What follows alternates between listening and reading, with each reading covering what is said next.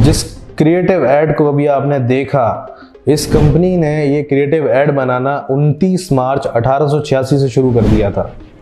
जी हाँ, इसने अपना पहला क्रिएटिव ऐड जो दिया था वो 29 मार्च को दिया था। इतनी बड़ी कंपनी, 234 बिलियन डॉलर इसकी वैल्यूएशन है, लेकिन इसका कोई मालिक नहीं है। इस कंपनी की शुरुआत बेवरेजेस के लिए नहीं हुई थी, बल्कि इस कंपनी की शुरुआत हुई थी ड्रग्स से अपने आप को बचाने के लिए, ड्रग्स की लत को हटाने के लिए। तो दोस्तों, आज की इस वीडियो में हम बात करने वाले हैं कोका कोला के बारे में। कोका कोला एक बहुत ही मशहूर ब्रांड है और ये एक बहुत ही अमेजिंग स्टोरी है कोका कोला की, जिसके अंदर हम आपको बताएंगे कि कोका कोला ने अपना सफर कैसे शुरू किया और कैसे वो 234 बिलियन डॉलर वैल्यूएशन पे आज है।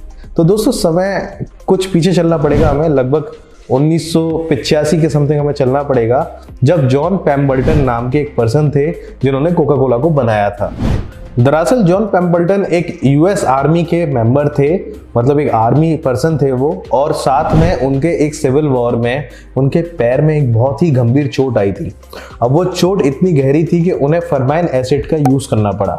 जब वो फॉर्माइन एसिड का यूज करने लगे तो उन्हें इसकी लत लग गई, और जैसे ही उन्हें इस एसिड की लत लगी तो उन्हें ये रियलाइज हो गया कि ये एसिड उनकी बॉडी को डैमेज करना शुरू कर दिया है और वो इसके आदी होते जा रहे हैं, मतलब एक ड्रग एडिक्टिव पर्सन हो जा रहे हैं। तो उन्होंने इस ड्रग को बचाने के लिए, मतलब इस ड्रग से बचने के लिए खुद को एक ड्रिंक इन्वेंट करी, जो आगे चल के कोका कोला बनी। उन्होंने इस ड्रिंक का सिर्फ और सिर्फ इस्तेमाल इसलिए किया कि वो इस ड्रग से एडिक्शन को दूर कर पाए। लेकिन उस समय अमेरिका के अंदर सोडा काफी फेमस था, मतलब लोग बहुत ज्यादा फेमस थे सोडा, तो उन्होंने अपनी ड्रिंक में सोडा भी मिलाया, तो ऐसे करके ये कोका कोला ड्रिंक बन गई। 1885 में पेम्बल्टन ने इस ब्रांड नेम को रजिस्टर कराया पेम्बल्टन्स फ्रेंच वाइन कोला के नाम से। जब स्टार्टिंग में कोका कोला बनी थी तब उसके अंदर अल्कोहल का यूज होता था, क्योंकि उस समय ये चीज कॉमन थी कि लोग अल्कोहल को मिलाते थे और अल्कोहल के बिना ड्रिंक्स लोग पीते नहीं थे। लेकिन 1886 में लोग काफी अवेयर हो गए कि अल्कोहल और ड्रग्स उनकी सेहत के लिए ठीक नहीं है, तो इसके चलते यूएस में लोगों ने प्रोटेस्ट किया और कोका कोला के अंदर से इसी वजह से जॉन पेम्बल्टन ने वो ड्रग हटा दिया और कोका कोला का एक नॉन अल्कोहलिक वर्जन निकाला। देखते ही देखते लोगों को कोका कोला का स्वाद बहुत ज्यादा पसंद आने लगा और ये धीरे धीरे करके कोका कोला यूएसए की नंबर 1 पॉपुलर और फेमस ब्रांड बन गया। जब इस ड्रिंक को पहली बार बेचा गया तो वो फेमस फार्मेसी अटलांटिका की जैकब्स थी, जहाँ पे कोका कोला को बेचा जाता था। यहाँ पे एक गिलास जो कोका कोला का होता था वो 5 सेंट का दिया जाता था। धीरे धीरे करके इसकी प्राइस वगैरह बढ़ी, वो आगे अपन डिटेल में जानेंगे, लेकिन उस समय इसकी जो प्राइस थी इसके गिलास की वो सिर्फ 5 सेंट हुआ करती थी।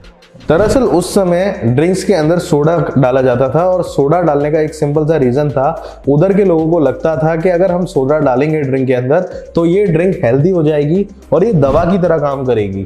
और इसी चीज का फायदा उठाकर कोका कोला ने लोगों के अंदर ये मैसेज पहुंचाने के लिए ब्रांडिंग करना शुरू करी। कोका कोला क्लेम करने लगा कि हमारी ड्रिंक अगर आप पियोगे तो इससे फीवर चला जाएगा, आपको डायरिया नहीं होगा, आपका पेट खराब नहीं होगा, आपको एसिडिटी नहीं होगी और साथ में आपको किसी भी ड्रग की लत नहीं लगेगी।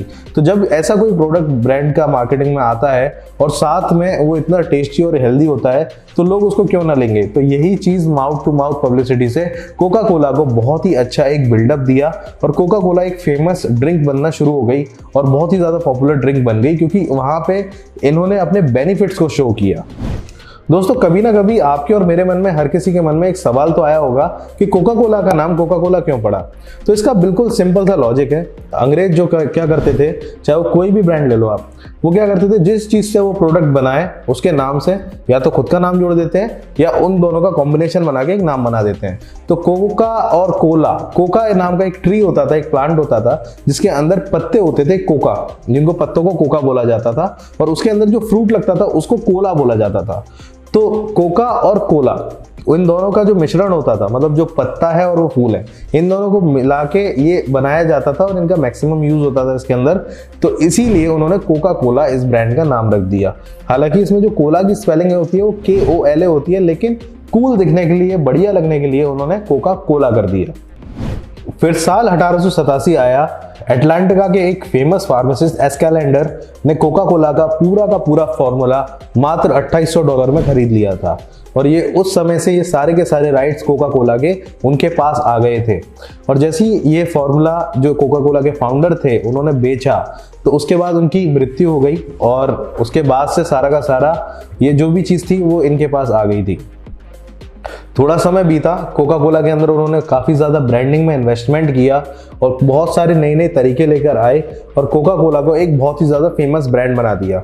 ऐसे ही वक्त गुजरता गया, कोका कोला में नए हिस्सेदार जुड़ते गए और कोका कोला ने अपनी जो डिलीवरी थी वो अलग अलग कंट्रीज़ में शुरू कर दी थी बेचना। और इसी के चलते कोका कोला अपने एक मॉडल पे आया जिस मॉडल के अंदर उन्होंने सोचा था कि हमें मैक्सिमम टू मैक्सिमम इस दुनिया के हर बच्चे तक, हर आदमी तक, हर बूढ़े तक अपनी बोतल को बेचना है।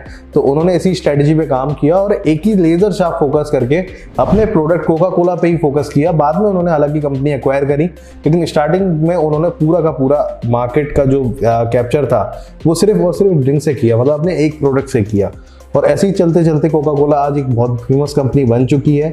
इसका जब स्टॉक मार्केट में लिस्ट हुआ था ये, तो इसका एक शेयर मात्र $40 का था और इसकी कंपनी की जो वैल्यूएशन है आज वो $236 बिलियन से ज़्यादा की है।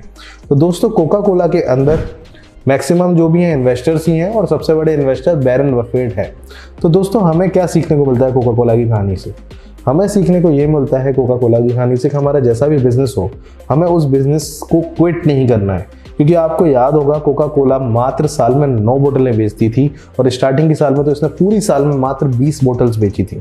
और आज ये दुनिया की ऐसी कंपनी है जो सबसे ज़्यादा कोल्ड ड्रिंक को बेचती है और नंबर 1 कंपनी है। हालांकि मैंने आपकी पिछली वाली वीडियो में पेप्सी और वर्सेस कोका कोला बताया था, लेकिन कोका कोला का जो मार्केट शेयर है इंडिया के अंदर वो 35% से भी ज़्यादा है। तो आप आइडिया लगा सकते हैं कि इंडिया के अंदर 35% से ज़्यादा इस मार्केट बेवरेजेस मार्केटिंग कंपनी में कोका कोला रूल करती है। अगर आपको ये वीडियो पसंद आई तो प्लीज़ इसको लाइक कीजिए, चैनल को सब्सक्राइब कीजिए और कमेंट सेक्शन में बताइए अगर आपको कोई भी डाउट था तो।